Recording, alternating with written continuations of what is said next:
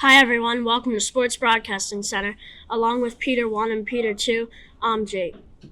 Mike Trout has played in just one playoff series in his remarkable 10-year big league career, and that was 8 years ago. But this might be the year Trout and reigning American League MVP Shohei Ohtani make a run in October for the Los Angeles Angels.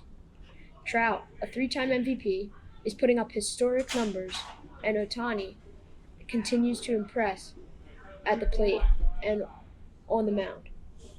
Earlier this season, Ohtani hit his 100th career home run, becoming just the second player in MLB history with at least 100 homers as a batter and 250 strikeouts as a pitcher. The other player was Babe Ruth.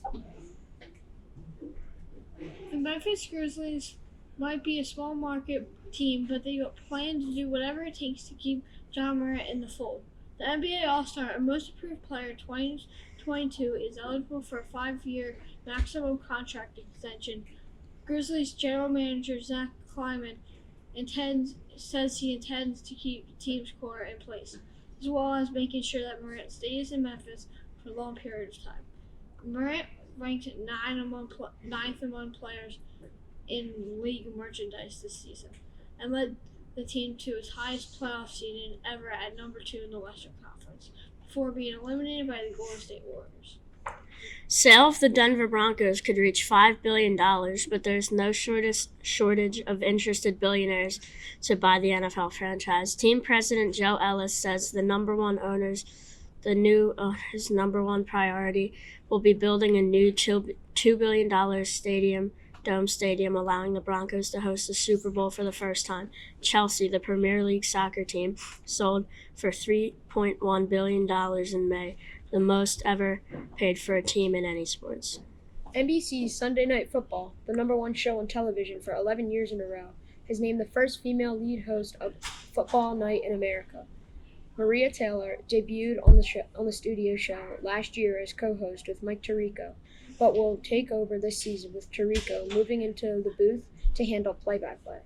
Taylor joined NBC Sports last year after failing to work out a contract with ESPN. The NFL kicks off the 2022 season on NBC September 8th when the defending Super Bowl champion Rams host the Buffalo Bills. We are just months away from the World Cup in Qatar. The United States men's national team will be back on a global stage after missing out in the 2018 World Cup in Russia. The U.S. faces England in its opening match. The two nations have formed quite a rivalry over the years. In 1950, the United States pulled off one of the greatest upsets in World Cup history, winning over the heavily favored Brits.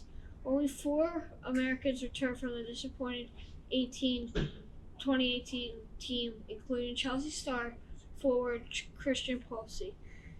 This will be the 11th time the U.S. men's national team has qualified World Cup. The college football season is fast approaching, but the Southeastern Conference is looking ahead to 2025 when Oklahoma and Texas join the SEC, making it a new 16-team super conference. The SEC has a goal of every school in football visiting each of the other 15 schools at least once every 4 years. Meanwhile, the Big Ten plans to reshape its future scheduling alignment and championship arrangement beginning in 2023. The Big Ten is discussing elimination of divisions and staging a football title game between the top 2 teams in the 14-team conference. That's it for a busy day in sports. For my co-anchors, Jacob and Peter, I'm Peter.